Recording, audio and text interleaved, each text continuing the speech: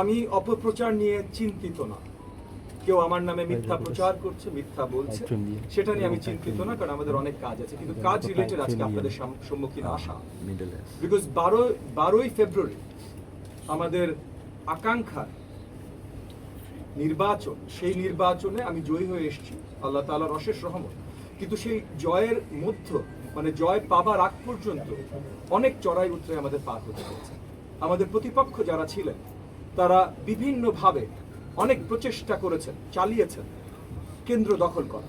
অনেকগুলো কেন্দ্র তারা দখল করতে গেছেন, কিছু কেন্দ্রে তারা দখল করতেও সক্ষম হয়েছেন মানে সাময়িক সময়ের জন্য। সাময়িক সময় যতক্ষণ পর্যন্ত, এবং আমি আবার প্রথমে ধন্যবাদ জানাই আইন শৃঙ্খলা বাহিনী, আর্ম ফোর্সেস যারা টহলে ছিল তাদের সকলকে, কারণ তারা সকল দায়িত্ব সঠিকভাবে পালন করেছে।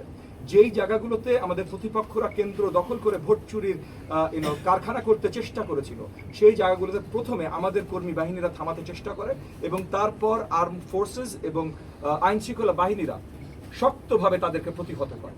কিন্তু আইন শৃঙ্খলা বাহিনী পৌঁছাবার আগে বা আর্ম ফোর্সেস পৌঁছাবার আগে কিছু জায়গায় আমাদের নেতাকর্মীদের বিরুদ্ধে ভীষণভাবে হামলা হয়। এবং যেহেতু আমার পরিষ্কার ইনস্ট্রাকশনস ছিল প্রত্যেকটা থানা, ওয়ার্ড, প্রত্যেকটা নেতাকর্মীর প্রতি, যে কোনো ধরনের সহিংসতায় আমরা যাব না নির্বাচনের দিন, কোনো ধরনের। আমাদের ভোট সেন্টার দখলের দরকার নাই, আমরা আত্মবিশ্বাসী আমরা জয়ী হয়ে আসবো। আর যদি জয়ী নাও হয়ে আসি, তবু আমরা গণতন্ত্রে বিশ্বাসী, কোনো ধরনের গণতন্ত্রের বিরোধী কাজ আমরা করতে রাজি না। প্রত্যেকটা নেতাকর্মীকে এটা পর্যন্ত ওয়ার্নিং দেওয়া ছিল যে তাদের নামে যদি কোনো ধরনের অ্যাকচুয়াল এভিডেন্স আমি খুঁজে পাই যে তারা আগ বাড়িয়ে কোনো একটা সহিংসতায় জড়িত হয়েছে বা তারা সেন্টার দখল বা কোনো কিছু অরাজকতা করতে চেষ্টা করেছে, ওই মুহূর্তে আমি বিএনপি হাইকমান্ডের সাথে কথা বলে তাদেরকে ইমিডিয়েট মানে সারা জীবনের জন্য দল থেকে বহিষ্কারের আদেশ এনে দেব। সো এই জায়গা থেকে আমাদের পরিষ্কার ইনস্ট্রাকশন ছিল, এবং আমাদের নেতাকর্মীরা কোথাও কোনো অরাজকতা সৃষ্টি করে নাই। কিন্তু আমাদের প্রতিপক্ষ এবং যে ক্যান্ডিডেট ছিল সে নিজে এক একটা কেন্দ্রে যে অরাজকতা তৈরি করতে চেষ্টা করেছে, এবং আমার মানে কয়েক শত নেতাকর্মীরা বিশালভাবে আহত হয়েছে। আজকে আপনাদের প্রেস কনফারেন্স দেখেছি, কারণ আমার একটা নেতা একটা কেন্দ্রে এতটাই তাকে আহত করা হয়েছে, এবং এগেন আমাদের প্রতিপক্ষ যে ছিল নির্বাচনে প্রধান প্রতিপক্ষ, তাদের কর্মী বাহিনী এতটাই আহত করেছে যে উনি এখন মৃত্যুর সাথে লড়াই করছেন। সো এই যে মৃত্যুর সাথে লড়াই করছেন, এইটা আমরা কখনোই কোনো ধরনের আইনি বিচার ছাড়া ছেড়ে দিতাম না, এখনো ছেড়ে দেব না। এবং বাকি যারা আহত হয়েছে আজকে আপনারা এখানে দেখতে পারেন, অনেকেই যারা আসতে পেরেছেন, অনেকে হাসপাতালে এখনো আছেন, কিন্তু যারা কিছু দূর সুস্থ হয়েছেন, আসতে পেরেছেন, তারা এক্স রে রিপোর্ট থেকে শুরু করে কোন হাড্ডি ভেঙেছে, কি ভাবে তারা আহত হয়েছে, রিপোর্ট শুদ্ধ এখানে তারা এসে পৌঁছেছে, যারা আসতে পেরেছে, অনেকে এখনো হসপিটালাইজড আছে। এবং এই যে আমাদের ত্যাগী নেতা হায়দার আলী সাহেব আমাদের সাথে উপস্থিত আছেন আপনাদেরকে বলবার জন্য তাদের কি অবস্থা। আমরা আপনাদের সামনে এই জিনিসগুলো পরিষ্কার করবার জন্য এবং একই সাথে পরিষ্কার জানিয়ে দেবার জন্য যে আজকে এইখান থেকে আমরা তারা উঠার পর প্রত্যেকটা এখানে যত আহত আমাদের কর্মী আছে, যাদের হাড্ডি ভাঙা হয়েছে বা যা কিছু ভাঙা হয়েছে, এই যে হায়দার আলী সাহেবের পরিবার, হায়দার আলী সাহেব মৃত্যুর সাথে লড়াই করছেন, এই প্রত্যেকটা জিনিসের এখন আমরা আইনি মামলায় যাব। প্রত্যেকটা থানায় মামলা দেয়া হবে, এবং কতগুলোতে সেন্টারে তখন প্রতিপক্ষ ক্যান্ডিডেট দাঁড়িয়ে অর্ডার দিয়েছে, সে দাঁড়িয়ে ওইখানে দাঁড়িয়ে অর্ডার দিয়েছে এই হামলা করবার জন্য। তো সে হুকুমের আসামি তো মিনিমাম, এবং হায়দার আলী সাহেব যে মৃত্যুর সাথে লড়াই করছেন, এইটা তো ভাই অ্যাটেম্পট টু মার্ডার, এইটার হুকুমের আসামি তো সে মিনিমাম।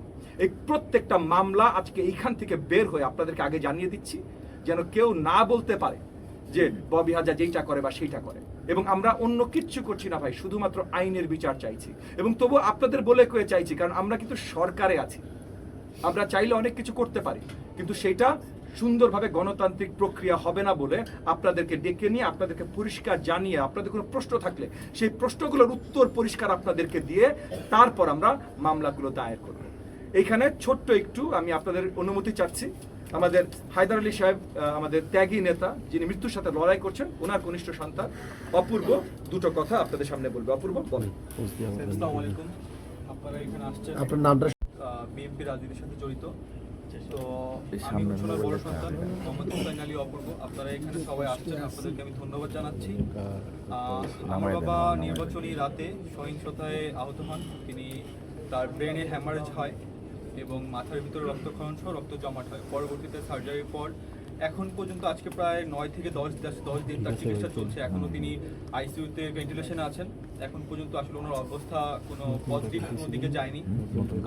আমি আপনাদের কাছে আসলে সর্বপ্রথম চাচ্ছি আমার বাবার জন্য দোয়া, যে তিনি যেন দ্রুত সুস্থ হয়ে আমাদের মাঝে ফিরে আসেন। এবং আরেকটা আমি যেটা চাচ্ছি, আমি রাষ্ট্রের কাছে বিচার চাচ্ছি যে এই হামলার সাথে, উনি আহত হওয়ার সাথে, ওনার আজকে এই মৃত্যুর যে কাছাকাছি উনি চলে আসছেন, আমি জানি না উনি আমাদের মাঝে ফিরবেন কিনা। তো এইটার জন্য যারা জড়িত বা যারা এটার সাথে হচ্ছে, যাদের কারণে উনি আহত হয়েছে, যেভাবে আহত হয়েছে, আমি আসলে রাষ্ট্রের কাছে, রাষ্ট্রের প্রধানমন্ত্রীর কাছে, আমাদের অভিভাবকদের কাছে, মিডিয়ার কাছে আমি বিচার চাচ্ছি।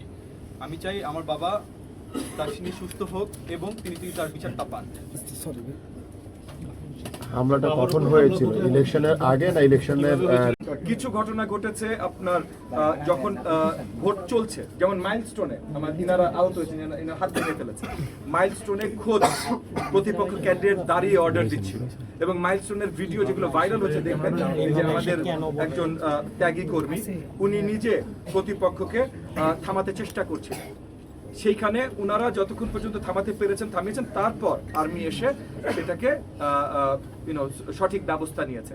তো এই জায়গাগুলোতে তারা যে কাজগুলো করেছেন এবং কিছু এই যে ভোট ইসের সময়, তারপর কিছু গুনতি চলার সময়, সো হায়দার আলী সাহেবের উপরে যখন আক্রমণ হয়েছে তখন ভোট কেন্দ্রের ভিতরে গুনতি চলছে এবং তারা হয়তো ইন্টারনালি খবর পেয়েছে যে আমরা এগিয়ে আছি, সেই জায়গাটায় আক্রমণ করে বা ভোট সেন্টার দখল করে ওই ভোট গণনা যেন তারা ওলট পালট করতে পারে, সেটার একটা প্রচেষ্টা। কত নম্বর সেন্টারে হয়েছিল এই ঘটনাটা?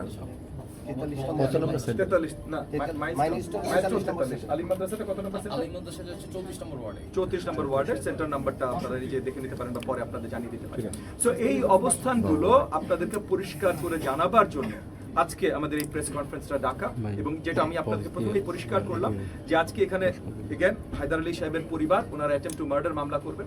বাকি সকলে তাদের উপরে যে আক্রমণ হয়েছে টেরোরিজম অ্যাক্টের আন্ডারে বা যে অ্যাক্টের আন্ডারে এই মামলাগুলো হয়, তাদের ওই থানাগুলোতে আদাবর থানা, মোহাম্মদপুর থানায় ইমিডিয়েটলি এই মামলাগুলো দায়ের করা হবে। আপনাদের কোনো প্রশ্ন থাকলে করতে পারেন।